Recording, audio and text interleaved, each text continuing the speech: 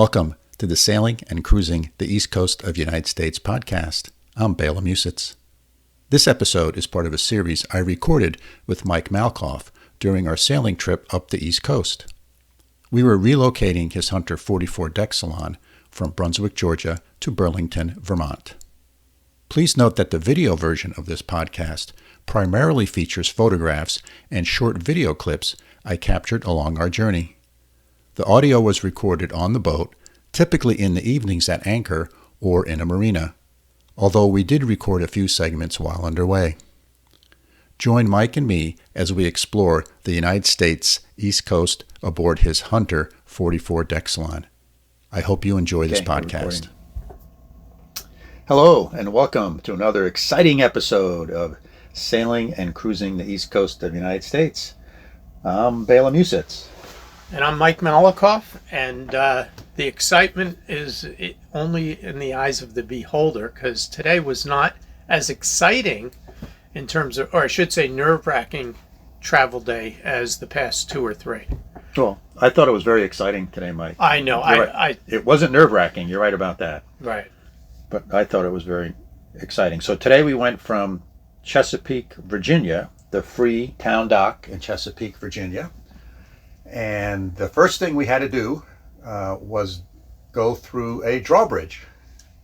Yes, we were docked at a free dock, which we talked about on the last episode. And we were right at a drawbridge, which we were going to have to wait for. I do want to mention, though, that we had a very calm night. It was going to be a nice sleep.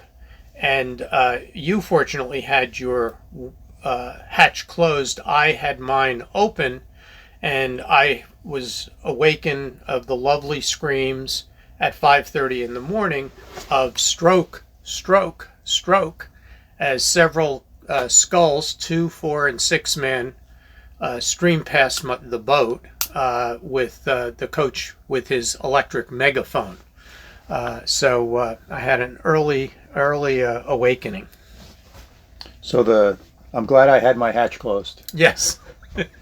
I could hear something, but I was just sounded like mumbling to me. One of those unexpected occurrences. So the bridge opens on the hour, and we called them the night before to confirm that. So correct. Which is, I think, a good recommendation for people who are listening to this. If you're dealing with drawbridges, almost all of them have a phone number.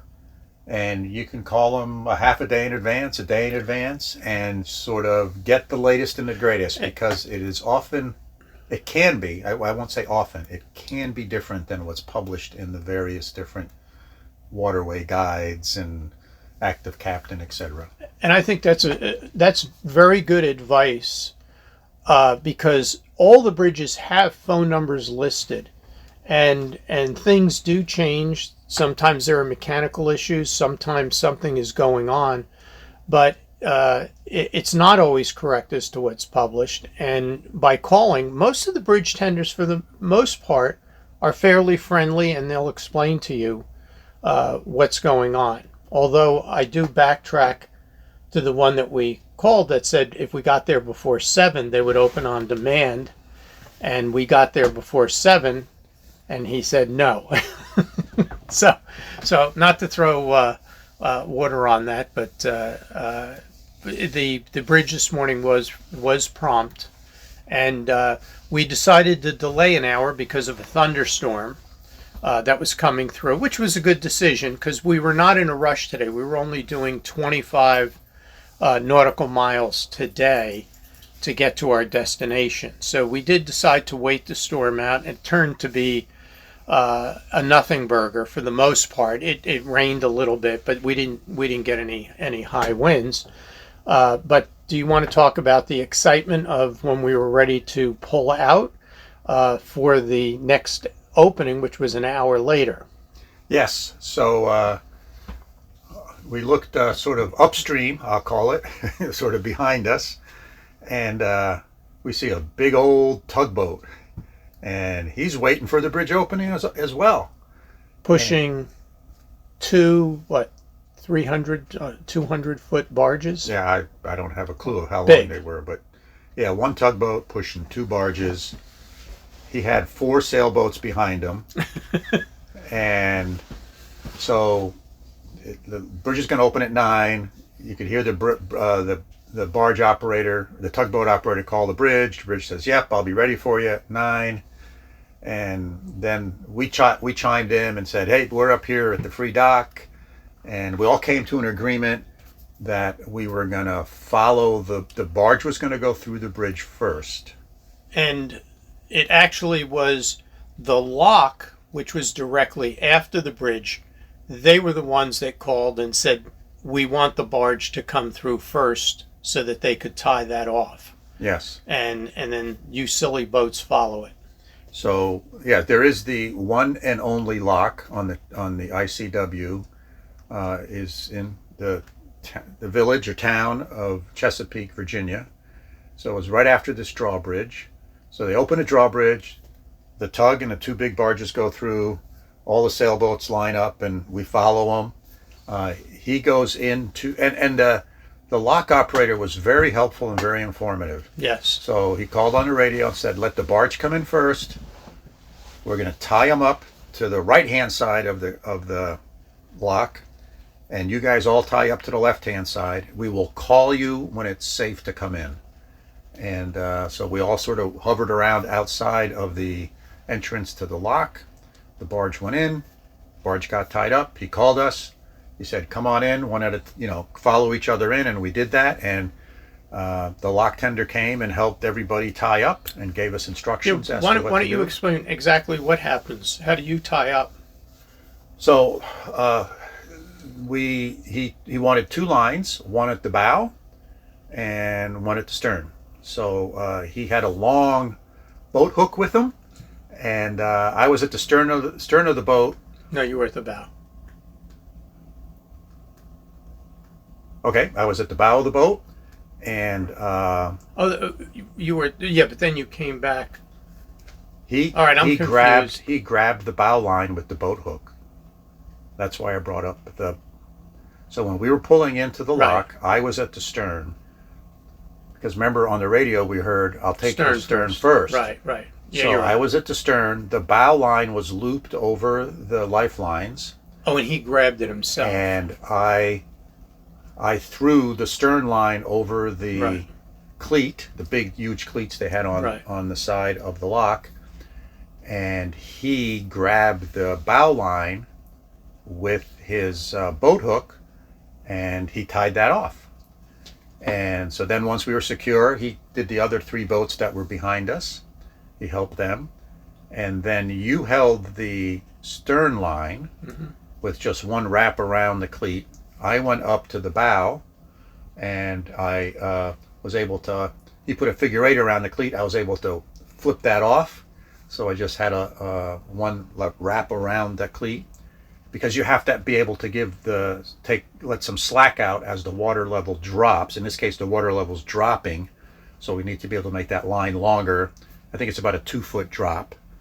And so we were both ready to do that. They lowered the water in the clock, and it wasn't any turbulence or anything. It was, you could tell we were moving down, but there was like no turbulence. This was not a significant drop in water at this lock. It was like the 2 or 3 feet. In some locks, you can drop as many as 10 or 15.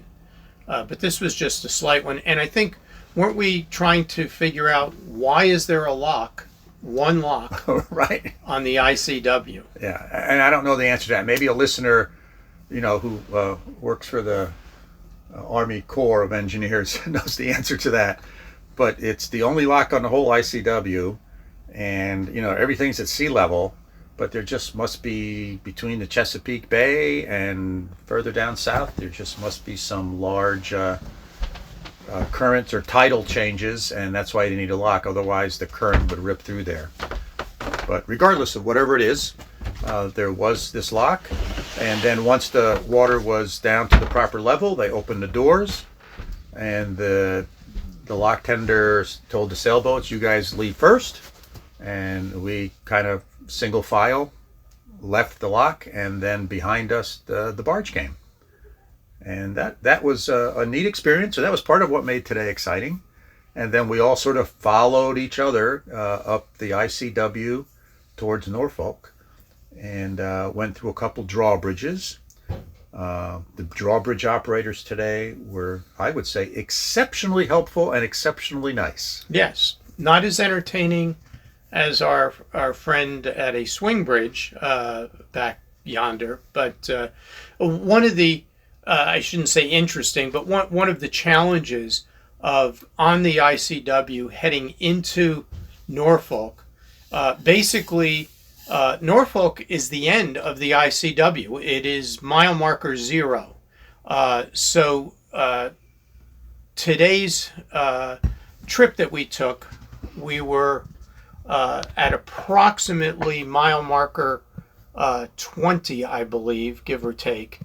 But in those 20 miles, we still had to go through about 8 different bridges entering Norfolk. So that whole stretch has 12 or 13 within like a 20-mile stretch or so. And some are easy. They're 145 feet high. Some are standard height of 65 feet, which is of a fixed bridge. 65 feet is usually standard, which is a little bit closer for us as we go under. And then you have your array of swing bridges. We had a lift bridge today, which was a little bit different. But we managed to get through all the bridges unscathed. And interestingly enough, as we discussed, once we reached Norfolk and had gone to mile marker 0 and we crossed over into Hampton today, there are no more bridges that we have to go under until we get to New York City, but those are bridges that are 150, 200 feet high. So that's great. No more bridges to worry about. Grabbing the binoculars, looking at the boards to see how high the water is, etc. So I had an observation. So, when we started on the ICW down in Brunswick, or actually went outside there, but in Charleston when we started on the ICW, the scenery kind of bounced back and forth between just nature, woods and swamp, and no signs of civilization, to various different signs of civilization, but mostly residential homes, either vacation homes or full-time residences on the ICW or on the bigger bodies of water, the bigger bays. But today, probably a half a mile or maybe a mile north of the lock, it changed drastically to heavy industrial.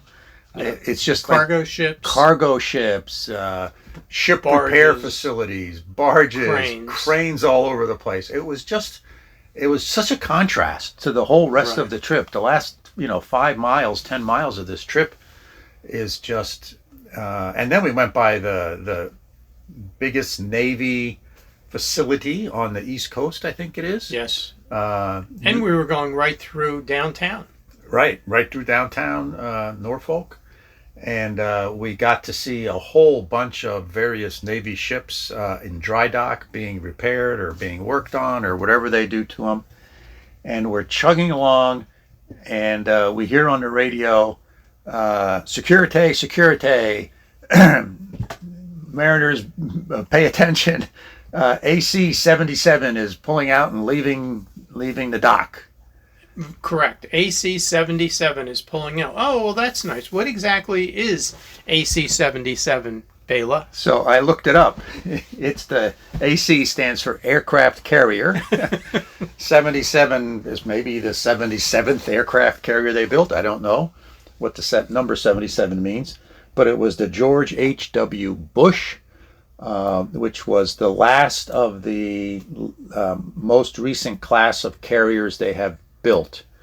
And this puppy was large. And ironically, it pulled out right in front of us. Right, it did, right in front of us. And under normal, we were joking because under normal conditions, if a boat pulls out a little bit in front of you, you veer around them, you go in front of them, you go behind them, you sort of scream at them. Would you say there was no way going around him? No, it would have been like a 3-mile trip to just go around them. I don't know how long it is. I guess I could look it up, but It's AC-77 if you want to look it up. And it was I don't think I've ever seen a ship this large. It was incredible. And they have a whole bevy of gunships, of these little PT boat type things scurrying around all around it. And like a mosquito. One of them got on the radio and said, Cami Island, this is he didn't call himself a gunship, but this is the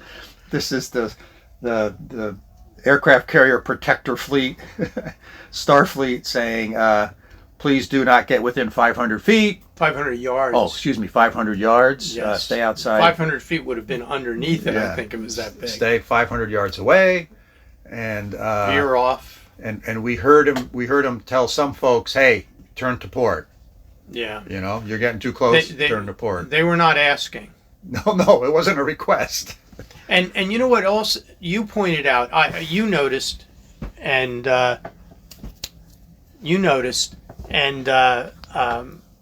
didn't catch it at first, but on one of the channels, the ships, I guess, that were coordinating this were actually giving code words so that the instructions were clearly understood between them what the code words meant.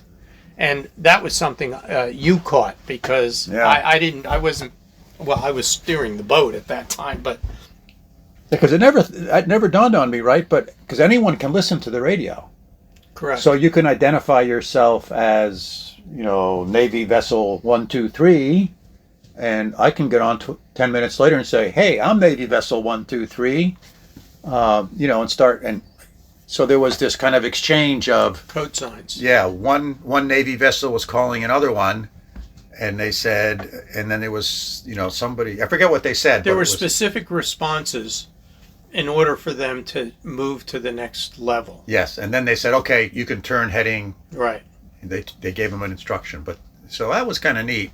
So that was another exciting part of the day, was seeing the George H.W. Bush aircraft carrier, which is just huge.